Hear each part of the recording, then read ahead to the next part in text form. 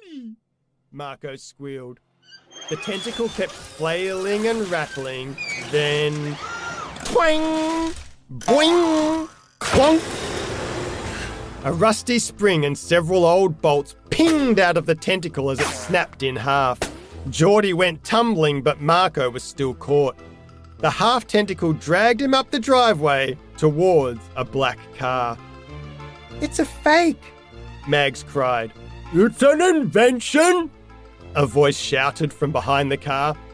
Great Uncle Goof leapt out, all red and sweaty, furiously winding the mechanical tentacle towards him. Marco whimpered the entire way.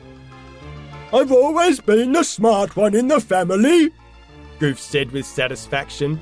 "I made this beast when I was only 60 years old." His useless invention started groaning, clattering and pinging more rusty parts. Then there was a puff of smoke, a booming crack, and the whole thing fell to pieces. Felicity laughed. "Totally lame," she said, helping Marco up. "Totally lame, am I?" Goof turned towards a bucket with squid ink printed on the side. "Let's see who's lame now." "Uh-oh!" Marco squeaked, scrambling away. But just as Goof went to grab the ink, he stumbled over the tentacle, lost his balance, and fell backwards into the bucket. Sploosh! Blue-black ink sloshed up over him. "My suit! My beautiful new suit!" He yelped as ink oozed down his face and body, making his ugly floral suit look so much better. The kids couldn't help giggling. "You're such a goof," Noah said. Goof tried to shout at them, but ink spurted pathetically out of his mouth. One of the car's rear windows slid down, and a voice like a lawnmower screeched, "Get up, you silly old goat! If you wreck our wrecking plans, I will literally potato peel your lips off, glue your ears to the toilet bowl, and tie your nose to an elephant's butt!" That was Gag, aka Great Aunt Jeffrey. She hurled a donut at Goof's forehead, where it stuck. "I won't ruin our plans. I eat ruins for dinner." Goof peeled off the inky donut and took a bite. "You'd better not, or I'll eat you for dinner!" Gag threatened as the car window slid back up. "Imagine eating Goof for dinner," Marco said. His guts rumbled in agreement. "You brats think you're so clever, sneaking around here," Goof said, staggering to his feet, the bucket still attached to his butt.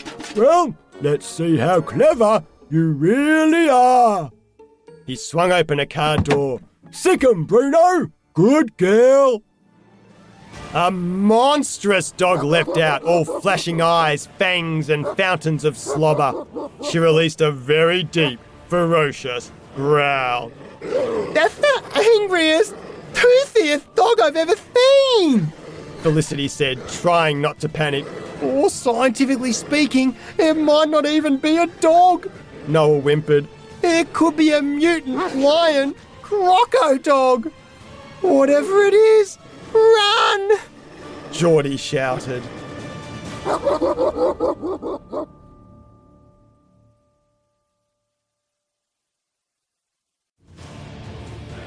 Two.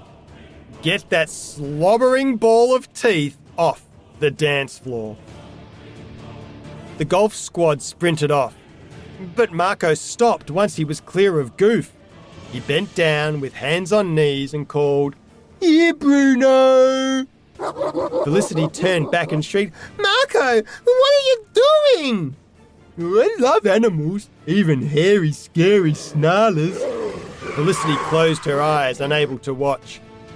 As Bruno charged into the backyard, fangs first, Marco asked, "Want a treat, Bruno, you bubbly wobbly, snoopy poopy puppy?" The dog skidded to a stop mid-snarl, wagged her tail and trotted happily up to Marco. Then she licked his face like it was a whopping ice cream. When Felicity opened her eyes, she couldn't believe it. "Marco!"